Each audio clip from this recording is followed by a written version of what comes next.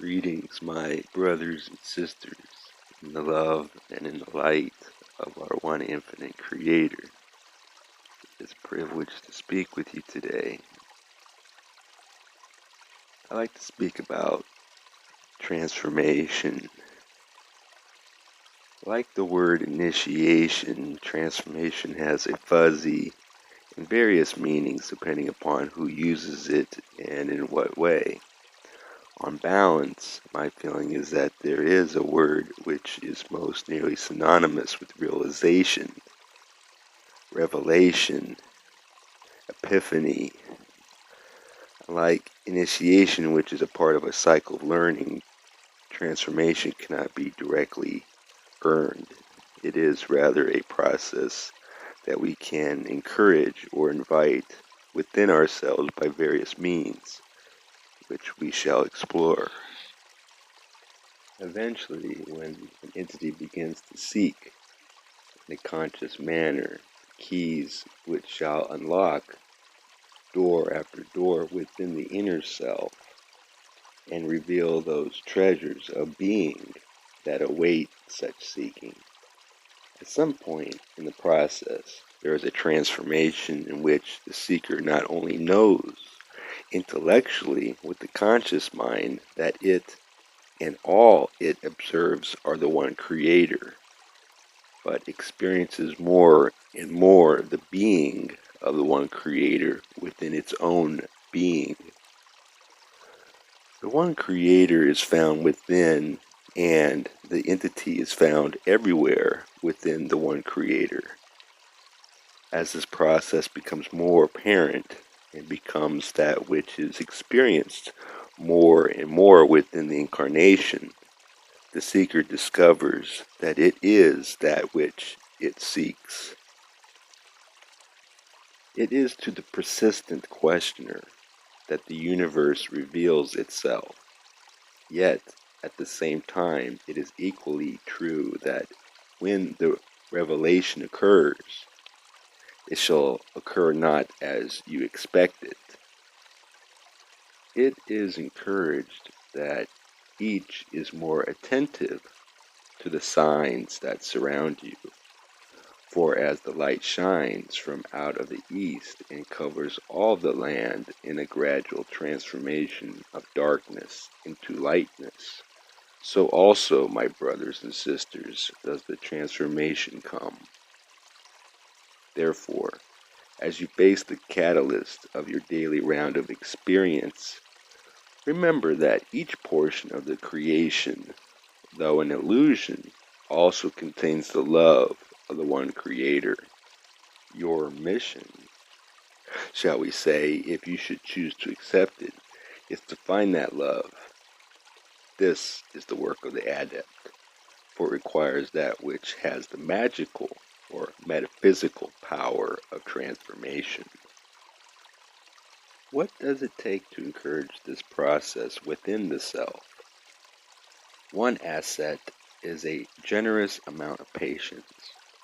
Of course, seekers wish to help along the process of transformation, but if the seeker can pull the point of view back far enough to gaze upon the conscious self living through the confusion of change which has been put in motion because of purified desire, the seeker may see that once the desire is honed and tempered, then there comes the time of faithful patience. Another aid is the ability to surrender one's resistance to change. Within this transformation lies a tremendous degree of surrender. And because this surrendering feels like dying, the path of the seeker is often perceived by the self as difficult, painful, and awkward. However, we encourage each to consider that there is a natural tendency to resist change. Within each cell of the body and brain, there is a tendency towards holding on to the status quo. The spiritually directed life lacks not in joy, however, It does increase suffering as it increases the rate of change within the entity. When an entity is repeatedly tested and has made several choices to learn more, to serve more, and to be more in the same incarnation, there comes to the process a somewhat smoother or more speedily or more apparent alteration, change, or more correctly, transformation.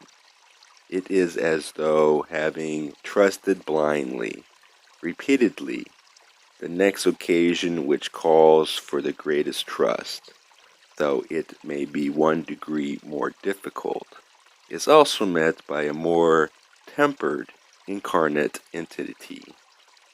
And therefore, if the entity consciously realizes that there is a choice to be made, a new lesson to be taken up, it can then affirm its appetite for the vital push and shove, confusion and disturbance of the lesson to come. Working on transformative processes, the wanderer will often need to make the mind up to a sometimes lengthy process of subtle inner work. The seeker is so eager to go through the process of transformation, yet it is a long, subtle process. The implications of any one decision seem, on the surface, limited, but when one is transforming the being, the seemingly limited ripples of effect give way to a much more complex field of interwoven options or varieties of tone and color in the, may we call it, sub-programs within the mind, which are in fact effected by seemingly simple changes in the way of being. To change an action is relatively simple in its effect upon the essential core meta-program of beingness. It often does not touch any deep programming to change a behavior, but you are asking about changing a beingness, changing the way of perceiving and experiencing one's own essence, and this is endlessly subtle work. Given that this process of inner work is needed, meditation is a natural aid. It is not known to an entity within the illusion when each moment for realization or transformation shall occur.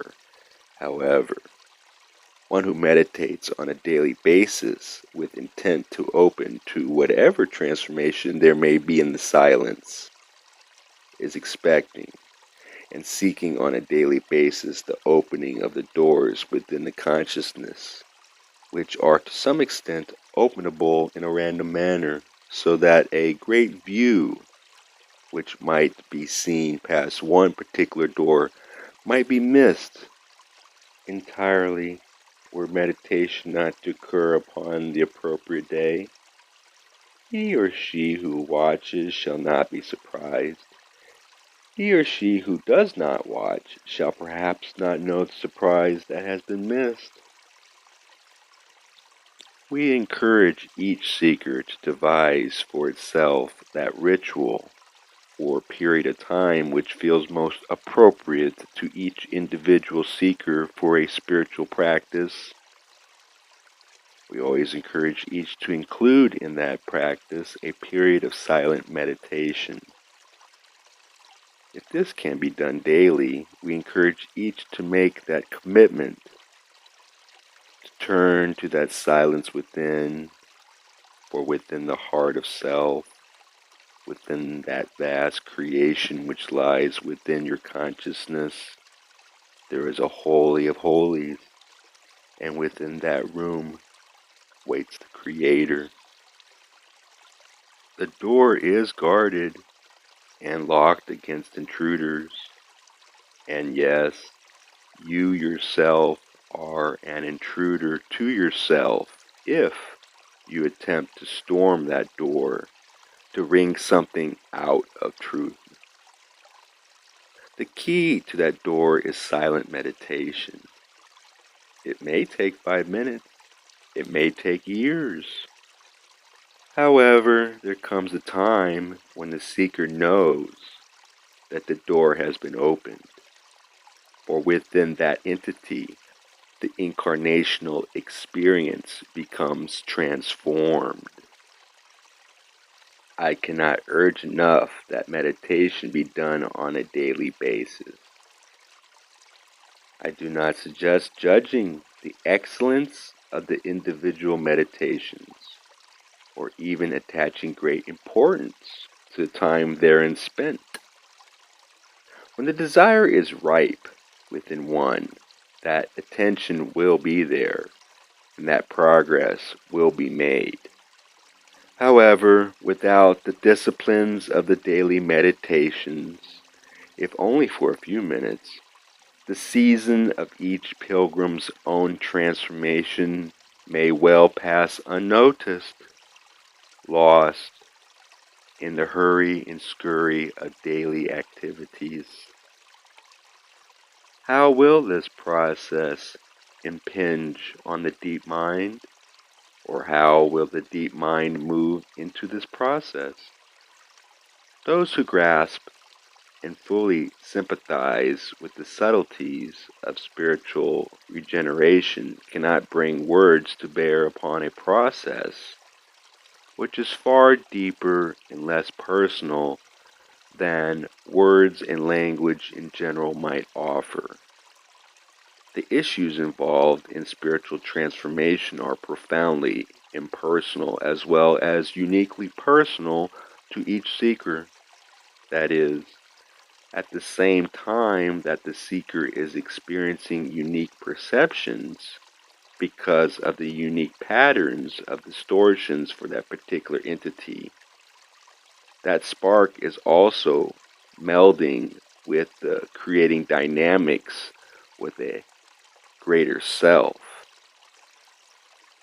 This is very difficult to express in language, for this self is, at the same time, that spark that is you and all that there is.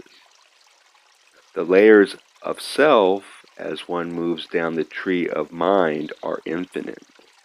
And as the experiencer moves through and takes part in this process of spiritual change, it may at one moment be at one level of mind, at another moment at a bewilderingly different level of mind, skimming and diving deep, coming up and leveling out, and at the same time not knowing that one is in motion.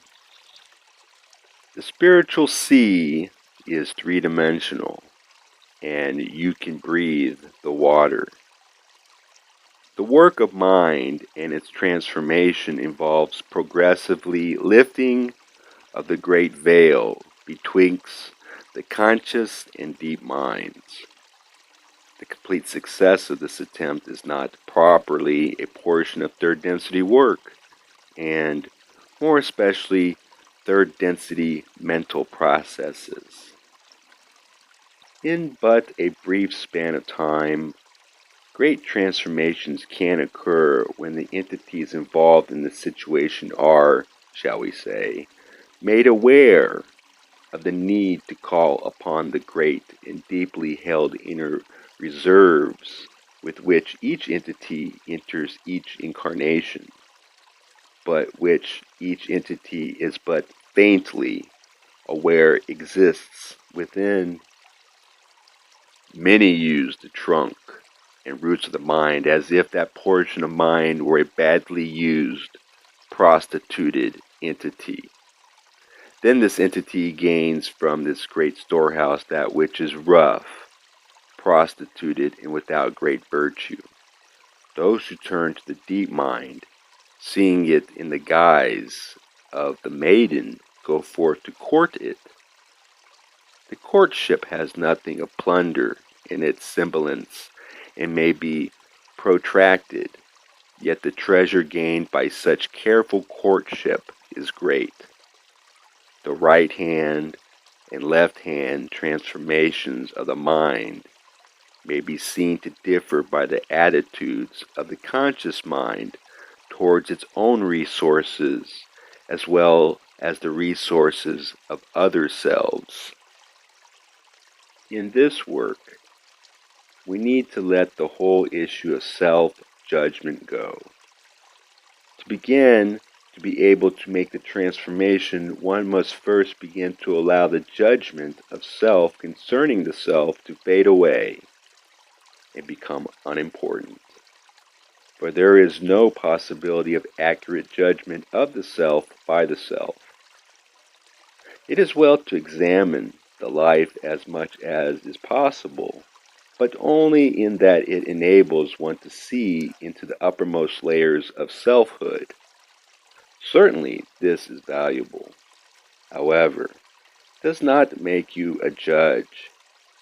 When one is able to lay self-judgment aside and instead to take up the solitude and then the dust of the spiritual path taking on faith, then one is beginning to be able to dwell and abide with others in a creation and living way. Self-acceptance is a good start upon self-forgiveness. To accept one's faults as they are, paradoxically, is to open oneself up to the possibility of change, growth, and transformation. It has been a pleasure speaking with you, my sisters and brothers. Go, be in peace, in the love and in the light of our one infinite Creator. Adonai.